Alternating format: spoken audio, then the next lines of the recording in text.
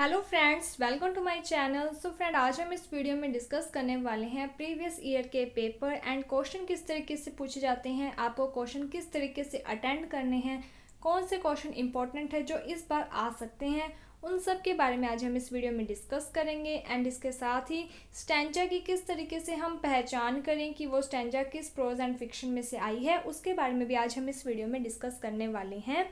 इसके साथ ही अगर आप कोई भी प्रोज या फिर फिक्शन जिसको आप पूरी डिटेल में पढ़ना चाहते हो, पूरी समरी पढ़ना चाहते हो, तो उसके लिए बीए फाइनल ईयर के नाम से एक प्लेलिस्ट बनाई गई है प्रोज के नाम से। तो वहाँ पर आपको हर एक प्रोज की जो समरी है वो पढ़ाई गई है। आप उन वीडियोस को देख लेना जिससे आपको हर एक प्रोज की जो समरी है वो पता चल जाएगी। सो स्टार्ट करते हैं। ये जो पेपर है ये आपका 2020 का पेपर है, जिसमें सेक्शन ए में टोटल 10 क्वेश्चंस आए थे। आपको 7 क्वेश्चन करने होते हैं। अब इसमें क्या होता है कि एक या दो क्वेश्चन तो आपके आएंगे वेंडर और स्वीट्स में से, इसके अलावा जितने भी क्वेश्चन है वो सभी आपके प्रोज एंड फिक्शन में से आएंगे। तो आपको हर एक जो प्रोज एंड फिक्शन है जो उसकी कम से कम थोड़ी बहुत समरी पता होनी चाहिए, जिससे कि आप 3 या 4 लाइन्स अपने आंसर में लिख सको। ठीक है, अगर आपको नहीं भी प्रॉपर आंसर आता है बट आपको ये पता है कि ये कौन से प्रोज में से आया, तो उसके बारे में जो भी आप जानते हो वो चीज़ लिख देना, तो आपको 2 में से 1 नंबर तो मिल ही जाएगा। तो स्टार्ट करते हैं। फर्स्ट क्वेश्चन है, how is Sarvepalli Radhakrishna birthday celebrate in India. India में कैसे सेलिब्रेट होता है? तो टीचर्स डे के रूप में सेलिब्रेट होता है। अगला क्वेश्चन है, वाई डिड वेयर डिड, कहाँ पर विवेकानंद ने रिप्रेजेंट किया था इंडिया को? तो इन्होंने यूएसए अमेरिका में रिप्रेजेंट किया था पार्लियामेंट में। What is the most common use of internet, internet का क्या कॉमन यूज़ है? तो नॉर्मल सी बात है, इंटरनेट आप सभी जानते हो। जो भी आप इंटरनेट के बारे में जानते हो उसी की कोई 2 या 3 लाइन्स आप लिख सकते हो। नॉर्मल सी बात है कि इंटरनेट के थ्रू ये पूरा जो वर्ल्ड है ये एक क्या है, बहुत छोटा एरिया है, यानी कि इसके द्वारा हम कहीं पर भी किसी से भी बात वगैरह कर सकते हैं। ठीक है, अपनी जो नॉलेज है वो शेयर कर सकते हैं, ये सब चीज़ें। Why farmers are committed suicide in India, India में क्यों सुसाइड कर रहे हैं? नॉर्मल सी बात है कि जो फार्मर्स होते हैं उनके ऊपर लोन वगैरह हो जाता है। फार्मर्स जो भी कुछ उगाते हैं उन्हें क्या है कि जितना वो उगाते हैं, जितने रुपयों में वो उगाते हैं, ठीक है, तो उतना उनको पेमेंट मिल नहीं पाता है। तो जिसके कारण इनको बहुत सारे लोन्स वगैरह लेने पड़ते हैं, इनके ऊपर कर्जा हो जाता है। जब ये कर्जा ज़्यादा बढ़ जाता है तब ये सुसाइड कर लेते हैं। तो ये सब बातें हैं। ठीक है, अगला क्वेश्चन है, what is empowerment according to Aruna Roy. Aruna Roy के अकॉर्डिंग एम्पावरमेंट क्या होती है? तो नॉर्मल सी बात है कि जब आप अपने अधिकारों के बारे में जानते हो, आप उनका यूज़ कर सको, तो इसे ही एम्पावरमेंट कहते हैं। ये बेसिकली क्या है कि जो लोकतंत्र है, ठीक है, डेमोक्रेटिक कंट्री है, उसके बारे में बताया गया है कि किस तरीके से वहाँ के जो लोग होते हैं वो अपनी सरकार को चुनते हैं और उनके माध्यम से जो देश है उसमें अपना शासन वगैरह चलाते हैं। और अगर उन्हें सरकार के द्वारा किया गया काम अच्छा नहीं लगता है तो अगले 5 साल के बाद उस सरकार को वो हटाकर दूसरी जो सरकार है उसको वोट दे देंगे। तो वो चीज़ है। अगला क्वेश्चन है, what is the importance of snake and lizard. तो ये आपका मैन एंड जो नेचर प्रोज है उसमें से आया हुआ है, जिसमें ये कहा गया है कि स्नेक और लिजार्ड है जो उसकी क्या इंपॉर्टेंस है। तो नॉर्मल सी बात है कि जो स्नेक एंड लिजार्ड्स वगैरह होते हैं वो ऐसे इंसेक्ट्स वगैरह को खाते हैं जो कि सही नहीं होते हैं, फसल वगैरह के लिए सही नहीं होते हैं। तो इस तरीके से ये जो साइकिल है वो ये चलता रहता है। ये सब चीज़ें हैं। अगला क्वेश्चन है, हु वाज गोमती, कि गोमती कौन है? तो ये आपका द चाइल्ड जो प्रोज है उसमें से आया हुआ है। तो गोमती कौन होती है? ये एक विडो होती है, ठीक है, जो गंगू होता है, गंगू, ठीक है, जो गंगू है वो गोमती को लव करने लग जाता है, बाद में इनकी शादी हो जाती है, वो सारी स्टोरी है। अगला क्वेश्चन है, who is the protagonist of the barber trade union. Barber trade union जो प्रोज है इसमें मेन कैरेक्टर कौन है? तो उसका नाम बताना था यहाँ पर, तो चंदू। अगला क्वेश्चन है, why did Manna ji leave Rawalpindi, क्यों ना उनको रावलपिंडी क्यों छोड़ना पड़ा था? क्योंकि जब पार्टीशन हुआ था इंडिया एंड पाकिस्तान का, तब क्या हुआ था कि जो मन्ना जी हैं उन्हें क्या है कि पाकिस्तान से इंडिया की तरफ जाना पड़ रहा था। तो वही चीज़ है कि हिंदू और मुस्लिम, ये सब चीज़ें। तो अगला जो यहाँ पर है, यहाँ पर part B, section B part first, जिसमें आपकी 3 स्टैंजा आती है। तो यहाँ पर बहुत सारे डाउट्स हैं कि कुछ जो कॉलेज वगैरह हैं तो वहाँ पर तो ये कहा गया है कि आपको पार्ट में क्या है कि 2 क्वेश्चन करने हैं, आप कोई भी कर सकते हो। और कुछ में ये कहा गया है कि आपको पार्ट 1 जिसमें 3 स्टैंजा आती है उसमें से 1 स्टैंजा करनी होती है, और जो पार्ट बी है उसमें 4 क्वेश्चन आते हैं और उसमें से 1 क्वेश्चन करना होता है। तो ये प्रॉपर इंस्ट्रक्शंस है जो वो प्रॉपर दी जाती नहीं है, जिसके कारण बहुत सारे जो स्टूडेंट्स हैं उनको कन्फ्यूज़न होती है। तो आप देख लेना कि आपके सेंटर में किस तरीके की गाइडेंस इंस्ट्रक्शंस आई हुई हैं, तो वो जो भी टीचर आपको बताएगा आपको उसी के अकॉर्डिंग करना पड़ेगा, ठीक है। तो यहाँ पर जो फर्स्ट स्टैंजा है उसमें कौन से कीवर्ड्स हैं जिसके थ्रू आप पहचान कर सकते हो कि ये जो स्टैंजा है ये किस में से आया हुआ है। तो यहाँ पे देखो लिखा हुआ है रेवोल्यूशनरी पीरियड, तो ये चीज़ आपने पढ़ रखी है, ठीक है। अगर आपने सेकंड प्रोज सेकंड जो है आपका यूनिट फर्स्ट का सेकंड प्रोज वो अगर आपने पढ़ रखा है द मार्च ऑफ माइंड, तो वहाँ पर आपको ये चीज़ मिल जाएंगी। तो लास्ट वाली लाइन है जैसे कि we are facing a many sided challenges political economic social and culture, तो इस बेस पर आप पता कर सकते हो क्योंकि आपने अगर प्रोज पढ़ रखा है तो उसकी समरी में आपको ये चीज़ मिल गई होगी। अगला क्वेश्चन, अगला जो स्टैंजा है उसमें नॉर्मल सी बात है कि स्टार्टिंग में ही आपको गंगू वर्ड दे दिया है जिससे कि आपको पता चल जाएगा कि ये जो स्टैंजा है ये द चाइल्ड में से आया हुआ है। इसके अलावा जो अगला है वहाँ पर देखो it must be near day light now, तो यहाँ पर मैंने आपको ये जो यूनिट करवाई है यूनिट 4, तो इसमें आपको बताया था कि डॉग के बारे में भी आता होता है। तो यहाँ पर एलिगेटर वर्ड आया हुआ है जिससे कि आपको पता चल जाएगा कि ये जो प्रोज है वो ये जो स्टैंजा है वो कौन से प्रोज में से आया हुआ है। तो ये एक स्टोरी थी ना जिसमें आपने ये चीज़ पढ़ रखी थी कि किस तरीके से ड्रोवर की जो वाइफ है उसे बहुत सारी सिचुएशंस बहुत सारी ऐसी हार्श कंडीशन आती है जिसे फेस करना पड़ता है, तो ये उस प्रोज में से आया है जिसका नाम है द ड्रोवर वाइफ, ठीक है। तो इस तरीके से आपकी 3 स्टैंजा आई हुई हैं। तो यहाँ पर आपकी जो स्टैंजा है एक तो आप सेकंड प्रोज की यही वाली जो स्टैंजा है ना यही पढ़ लेना, फर्स्ट जो ए स्टैंजा है ये इंपॉर्टेंट है, आ सकती है, ठीक है। अगर नहीं भी आती है तो इतना है कि सेकंड जो प्रोज है द मार्च ऑफ माइंड इसमें से एक स्टैंजा जरूर आ सकती है। इसके अलावा यहाँ पर गंगू का आया हुआ है, तो मे बी इस बार आपका चंदू से रिलेटेड जो स्टैंजा है वो आएगी द बार्बर ट्रेड यूनियन वाली, ओके। इसके अलावा एक कोलेरा वाली लालाजी वाली है वो आ सकती है। आगे देख लेते हैं पार्ट बी। पार्ट बी में क्या है कि 4 क्वेश्चन है जिसमें से आपको एक जो भी आपको इंस्ट्रक्शंस दी गई है उस बेस पर यहाँ पर कौन कौन से क्वेश्चन आए हैं। तो how does Jagan defend the glorious Indian culture and it's literature, तो यहाँ पर अगर कोई भी क्वेश्चन इस तरीके से आता है ना वेंडो स्वीट्स का, तो आपको क्या है कि 2 क्वेश्चन ही तैयार करने हैं और वही 2 क्वेश्चन में से आपको एक क्वेश्चन सेक्शन सी और एक क्वेश्चन सेक्शन बी में करना है।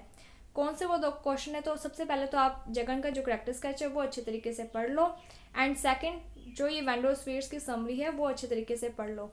समरी आपको इस चैनल पर करवाई गई है, आप देख सकते हो। अगर आप जैसे समरी पढ़ लेते हो तो अगर क्वेश्चन थीम से रिलेटेड आता है, टाइटल से रिलेटेड आता है, कोई मैसेज से रिलेटेड आता है, आपको क्या पूरी समरी लिख देनी है। बस ये चीज़ ध्यान दे लेना कि अगर थीम से रिलेटेड आ रहा है तो वहाँ पर थीम के बारे में पूछा गया है, तो वहाँ पर क्या आपको बस ये लिखना है कि इस जो प्रोज की थीम क्या है, जनरेशन गैप। इतना लिखने के बाद आपको पूरी समरी वहाँ पर लिख देनी है। अगर टाइटल से रिलेटेड आता है तो आप क्या लिखोगे कि इसमें जो मेन कैरेक्टर है वो जगन है।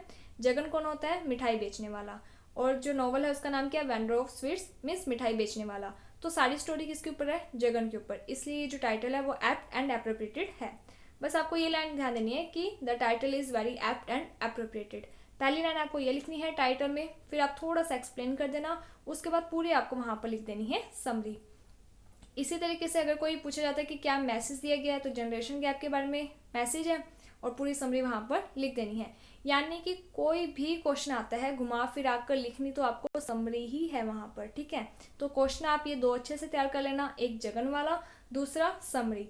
समरी अगर टाइटल आता है तब आप लिख देना समरी, अगर थीम से रिलेटेड क्वेश्चन आता है तब भी आप समरी लिख देना, अगर कोई मैसेज पूछा जा रहा है तब भी आप समरी लिख देना। इसके अलावा जिस तरीके से यहाँ पर पार्ट बी में पूछा गया है Jagan defend the glorious Indian culture and it's literature, तो उसमें भी क्या है कि आपने जो भी जगन के बारे में पढ़ रखा है, ठीक है, सारा वहाँ पर लिख देना। अब यहाँ पर क्या होता है कि क्वेश्चन डिफरेंट तरीके से पूछा जा सकता है, क्वेश्चन पूछने की लैंग्वेज चेंज हो सकती है, लेकिन जो आंसर होता है वो सेम ही होता है, क्योंकि आपका जो आंसर है वो कम से कम 4-5 पेजेस का होगा, राइट। तो इसमें क्या लिखोगे, पूरी समरी ही लिखोगे, ठीक है। तो इसीलिए पूरी समरी ही आपको लिखनी है। इसके बाद जो नेक्स्ट क्वेश्चन है वो है पार्ट सेकंड का 4th question, why does Mariana kill herself and her son. तो यहाँ पर आपको लिखनी तो पूरी समरी है, ठीक है। क्यों उसने अपने बेटे को और खुद को मार लिया था, पहले अपने बेटे को मारती है ताकि उसका जो बेटा था वो क्या है आतंकवादी बन जाता है, तो अपनी कंट्री की रक्षा के लिए वो अपने बेटे को मार देती है, बाद में वो खुद को मार देती है क्योंकि वो कहती है कि मैं एक अच्छी माँ नहीं बन सकी, मैं अपने बेटे के प्रति लॉयल होना चाहती हूँ, तो वो अपने आप को मार देती है। यहाँ पर आपको क्या है कि पूरी समरी लिखनी है the mother of a traitor में से। एंड इसके बाद अगला क्वेश्चन है, why does the drover's wife sad after the flood, कि वो क्यों दुखी हो जाती है। अब देखो इसमें प्रॉब्लम क्या होती है कि ये जो क्वेश्चंस आती है ना, इसमें जैसे सिर्फ ये पूछा गया कि फ्लड के कारण वो दुखी क्यों हो जाती है। जब बाढ़ आती है तो क्या है कि एक डैम बनाया जाता है उसके हस्बैंड के द्वारा, वो टूट जाता है तो वो दुखी हो जाती है कि उसके हस्बैंड ने इतनी मेहनत से वो डैम बनाया था, लेकिन अब वो बांध टूट चुका है। ठीक है, जब उसके हस्बैंड वापस आएंगे वो देखेंगे टूटा हुआ बांध, तो वो दुखी हो जाती है। आंसर तो सिर्फ इतना सा है, लेकिन 8 नंबर का है जिसमें आपको कम से कम 2 या 2.5 पेज लिखने होते हैं। तो यहाँ पर ये आंसर आप पता नहीं मतलब इतना लिख पाओगे या नहीं, इसीलिए मेरी आपको मेन एडवाइस यही है कि आप जो नॉवल है वो अच्छे तरीके से पढ़ लो, वैंड्रोस विर्ट्स। इससे आपको बेनिफिट क्या होता है कि अगर जगन का कैरेक्टर स्केच आता है तभी भी आप अच्छे पेज लिख सकते हो। ठीक है, इसके अलावा अगर समरी, थीम, टाइटल कोई भी क्वेश्चन आता है आपको लिखनी होती है समरी भी आप अच्छे खासे 4-5 पेजों की तैयार कर सकते हो।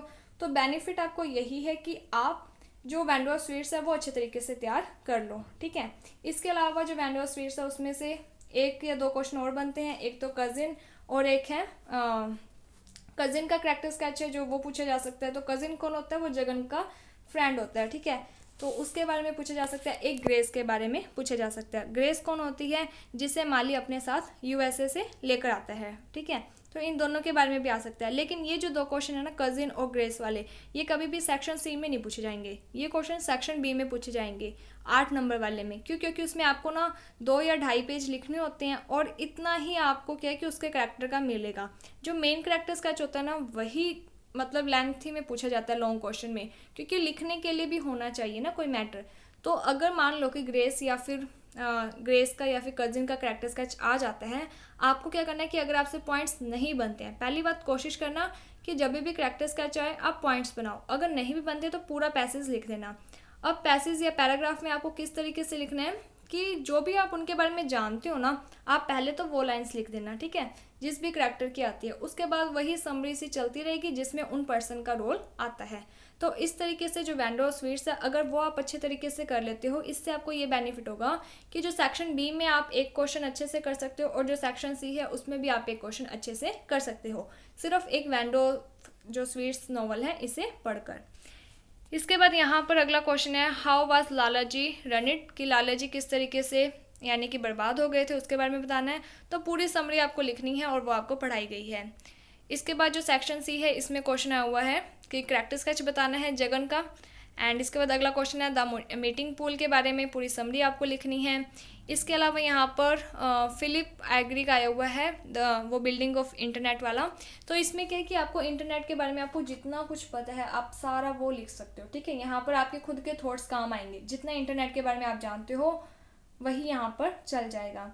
इसके बाद अगला क्वेश्चन है, what are the reason of decrease in the population of snake lizard.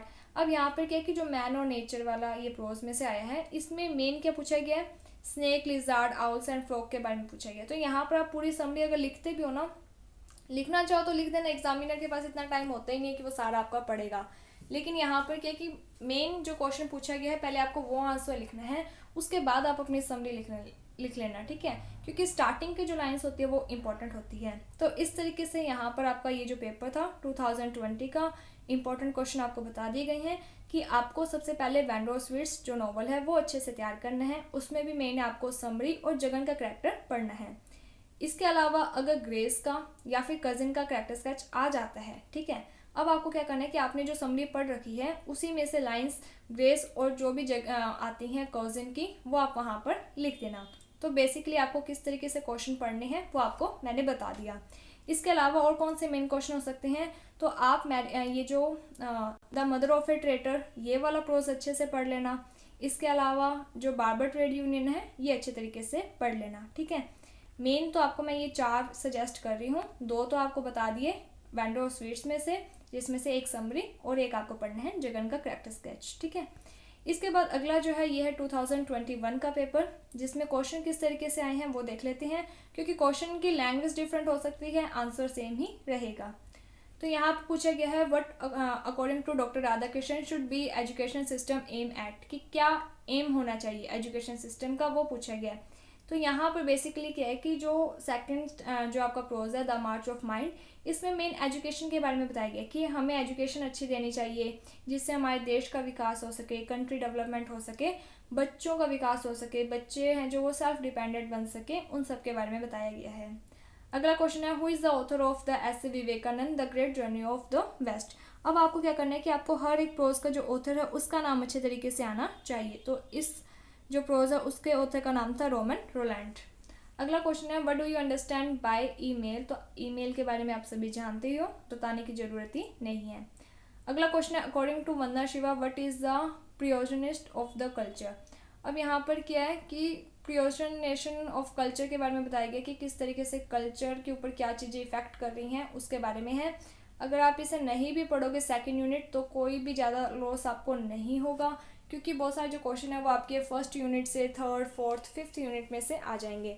यानी कि आपकी अगर 5 यूनिट्स है ना, तो इसमें क्या होता है कि पर यूनिट से आपको 2-2 क्वेश्चन देखने को मिल जाएंगे। अगर आप सेकंड यूनिट छोड़ भी देते हो तो इससे आपके 4 जो यूनिट्स है उसमें से 8 क्वेश्चन वेरी शॉर्ट आ ही जाएंगे, और आपको तो करनी ही 7 क्वेश्चन है, ठीक है। तो वो चीज़ है। इसके बाद जो अगला क्वेश्चन है वो है what is the primary need for democracy according to Aruna Roy, कि सबसे पहली नीड क्या होती है डेमोक्रेसी की। तो डेमोक्रेसी की पहली लैंग्वेज जो मेन डेफिनेशन है वो क्या है, लोगों का, लोगों के लिए और लोगों के द्वारा किया जाने वाला शासन। तो सबसे पहले क्या कि जो पीपल है वो अवेयर होने चाहिए, ठीक है, अपनी कंट्री के प्रति, खुद बढ़ चढ़कर अपनी कंट्री के विकास के लिए, यानी कि जो वोट वगैरह देने जाना होता है वो देने जाएं, ठीक है, घर पे ना बैठे रहें, ये चीज़ है। अगला क्वेश्चन है what does Salim Ali say about the dryness in north India, कि किस तरीके से नॉर्थ इंडिया है जो उसमें ड्राइनेस हो रही है उसके बारे में बताना है कि किस तरीके से मरुस्थलीकरण है जो वो धीरे धीरे आगे बढ़ता जा रहा है। अगला क्वेश्चन है how many times had Gomti married before marrying Gangu. Gangu से शादी करने से पहले गोमती ने कितनी बार मैरिज कर ली थी, तो 2 बार कर ली थी, ठीक है, तो उसके बारे में है। अगला क्वेश्चन था how was Manna ji address by her neighbours, कि मन्ना जी है जो उनको नेबर्स के द्वारा क्या कहकर पुकारा जाता था। तो मैंने आपको यही एडवाइस दी थी कि आपको क्या करना है कि यूनिट 3, 4th एंड 5th ये जो 3 यूनिट्स है ये आप अच्छे से पढ़ लो, एक समरी पढ़ लो, जिससे कि आपको पता चल जाए कि इस यूनिट में क्या बात कही गई है, और जो मेन क्वेश्चन है वो आप वेंडो और स्वीट्स के अच्छे से तैयार कर लो, ताकि आपको क्या कि प्रॉब्लम नहीं होगी वेरी शॉर्ट क्वेश्चन करने में। अगला क्वेश्चन था हु इज़ माली, माली कौन है इसके बारे में बताना था। तो अगर आप ये नॉवल पढ़ चुके हो वेंडो और स्वीट्स तो आपको पता चल जाएगा कि ये जगन का बेटा था।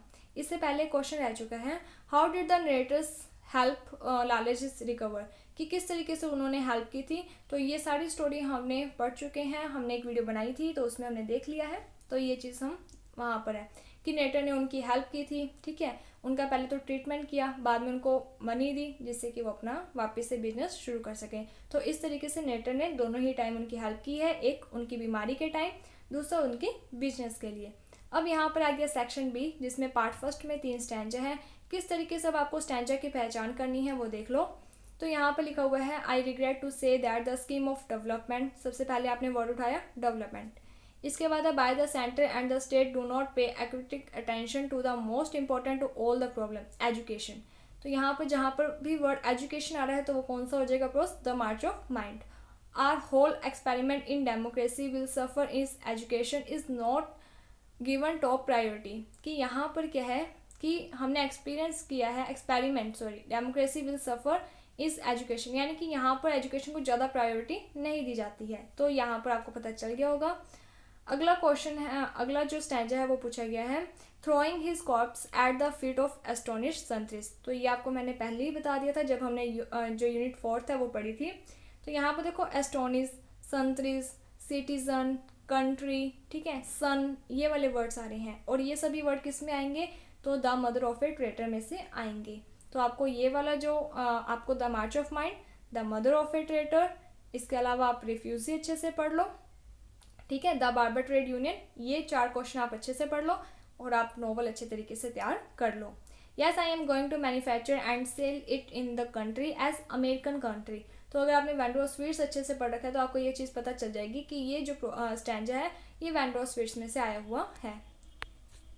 इसके बाद जो नेक्स्ट क्वेश्चन है उसमें पूछा गया है कि what is the message of R K Narayan given in the novel the vendor sweets, कि क्या मैसेज उन्होंने दिया है। वही कि जनरेशन गैप हो रही है, जो बेटा है वो अपने फादर के थॉट्स को नहीं समझ पा रहा है, जिनके कारण क्या है कि उनके बीच में जो थॉट्स जनरेशन गैप, उनके एक दूसरे के जो विचारों में भिन्नता है, उनके कारण क्या है कि उनके जो रिलेशन है वो अच्छे नहीं हो पाते हैं।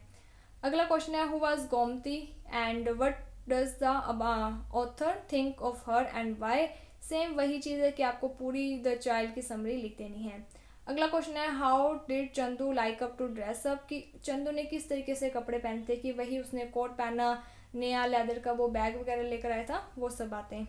अगला क्वेश्चन है how was Vivekananda different from the rest of the speaker in his address, कि किस तरीके से विवेकानंद है जो उन्होंने डिफरेंट, यानी कि वहाँ पर क्या होता है कि पार्लियामेंट में अलग अलग लोग आते हैं, अलग अलग तरीके से अपने अपनी कंट्री को रिप्रेजेंट करते हैं, अपनी यानी कि स्पीच वगैरह देते हैं। तो जब विवेकानंद जाते हैं तो उनके जो स्टार्टिंग के वर्ड्स थे वो कैसे थे, ब्रदर एंड सिस्टर, ठीक है। तो ये जो वर्ड थे ये सब भी वहाँ पर सुनने वाले जितने भी लोग थे उन सबको बहुत ज़्यादा इफेक्ट प्रभावित कर देते हैं। अगला क्वेश्चन है discuss the aptness of the title the novel the वैंडरसवर्स। तो यहाँ पर आपको पहले टाइटल के बारे में बताना है कि ये जो प्रोज है ये मेन क्या है, किसके चारों तरफ स्टोरी घूमती है, जगन के। जगन इस प्रोज का मेन कैरेक्टर है। और ये वैंडरसवर्स क्या है, वेंडर का मीन्स होता है बेचने वाला, स्वीट्स का मीन्स होता है मिठाई। जो जगन है वो क्या है, मिठाई बेचने वाला है। सारी स्टोरी जगन के चारों तरफ घूमती है, इसलिए ये जो टाइटल है वो एप्ट एंड एप्रोप्रिएट है। फिर आपको पूरी समरी लिख देनी है यहाँ पर, ठीक है। अगर पूरी समरी नहीं आती तो जगन के बारे में लिख देना। अगला क्वेश्चन है what is doctor Radhakrishna views about education as express in the march of mind. Same आपको सेकंड जो प्रोज है वो पढ़ लेना आप। इसके अलावा अगला क्वेश्चन है what is Vandana Shiva analyse of the effect of globalisation on Indian farmer, उसके बारे में बताना है। अगला जो क्वेश्चन है वो पूछा गया है justify the title of the story the refugee by AK Abbas. तो यहाँ पर अब आपको देख लिया आपने पेपर किस तरीके से आया है। तो देखो मैंने आपको ये कहा था कि आप सेकंड यूनिट नहीं पढ़ते हो तो कोई बात नहीं, क्योंकि सेकंड यूनिट में क्या है कि हर एक चीज़ का फैक्ट है। अगर आप देखोगे तो जैसे यहाँ पर क्या है कि जो विवेकानंद की स्टोरी है, चलो वो तो आप पढ़ लोगे कि एक जर्नी है कि किस तरीके से वो इंडिया से अमेरिका जाते हैं, तो बहुत सारी उनको प्रॉब्लम फेस करनी पड़ती है, वहाँ की क्लाइमेट के बारे में उन्हें नहीं पता होता है। फिर वहाँ पर वो स्पीच देते हैं जिससे वो सभी लोगों को बहुत ज़्यादा प्रभावित करते हैं, वो सब बातें आएंगी। बिल्डिंग एंड इंटरनेट कल्चर ये भी आप पढ़ सकते हो। इसमें आपको क्या करना है कि बस मेन यही है कि आपको जो भी पता है ना कल्चर के इंटरनेट के बारे में, बस वही चीज़ बतानी है कि किस तरीके से इंटरनेट के माध्यम से हम आपस में कनेक्ट हो पाते हैं, हम अपने जो आइडियाज़ हैं वो शेयर कर पाते हैं, अपनी नॉलेज को शेयर कर पाते हैं। ये पूरा जो वर्ल्ड है वो एक गांव के रूप में आ चुका है जिसमें हम कभी भी कहीं से भी किसी भी से लिंक कर सकते हैं, वो सब बातें आपको लिख देनी है। अगला प्रोज है the social cost of economic globalisation. ये वाले जो प्रोज है ना, ये 3 प्रोज, द सोशल कॉस्ट वाला, tuned into the voice of deprive and man and nature in India. अब ये जो 3 प्रोज होते हैं ये फैक्चुअल है, ठीक है। इसमें क्या कि इनकी जो लैंग्वेज है वो मे बी आपको हार्ड लग सकती है, इसलिए मैंने आपको ये कहा था कि अगर आप इन प्रोज को नहीं भी करना चाहते हो तो कोई बात नहीं, आप इन्हें छोड़ सकते हो, लेकिन बाद वाले जो प्रोज हैं वो आप अच्छे तरीके से तैयार कर लो, ठीक है। तो मेन चीज़ आपको यही कहनी थी। सबसे इम्पॉर्टेंट कि आपको वैंडरसवर्स अच्छे से तैयार कर लेना है, उसमें भी समरी और जगन का करैक्टर। अगर ग्रेस या फिर कजिन का करैक्टर आ भी जाता है तो आपने समरी में जो भी बातें पढ़ रखी हैं वो आप वहाँ पर लिख सकते हो। इसके अलावा आपको 3rd और 4th यूनिट है जो इसकी आप एक बार हर एक प्रोज की समरी पढ़ लेना। फिर भी इसमें जो मेन है वो द बार्बर ट्रेड यूनियन है, इसके अलावा the mother of a traitor है एंड द रिफ्यूज़ी, ये 3 पढ़ लेना, और द मार्च ऑफ माइंड ये वाले आप पढ़ लेना। अगर इंटरनेट से रिलेटेड आ भी जाते हैं तो मुझे नहीं लगता कि आपके लिए टफ होगा। आज की जनरेशन इंटरनेट से जुड़ी हुई है, उन्हें सब कुछ पता है इंटरनेट के बारे में, तो आप वो अच्छे तरीके से लिख सकते हो। सो होपफुली आपको थोड़ी बहुत ही सही ज़रूर हेल्प हुई होगी। कोई भी डाउट हो तो आप नई शुरुआत टेलीग्राम बनाया हुआ है, नई शुरुआत के नाम से ही है टेलीग्राम ग्रुप, तो आप उसे भी ज्वाइन कर सकते हो, वहाँ पर अपने डाउट पूछ सकते हो। अगर आप किसी भी प्रोज को अच्छे से पढ़ना चाहते हो तो आपके लिए प्लेलिस्ट भी बनाई गई है, आप उन प्लेलिस्ट में जो भी वीडियोस वगैरह हैं जिस भी टॉपिक से देखना चाहते हो तो वो आप देख सकते हो। So thank you friends for watching my video. Thank you.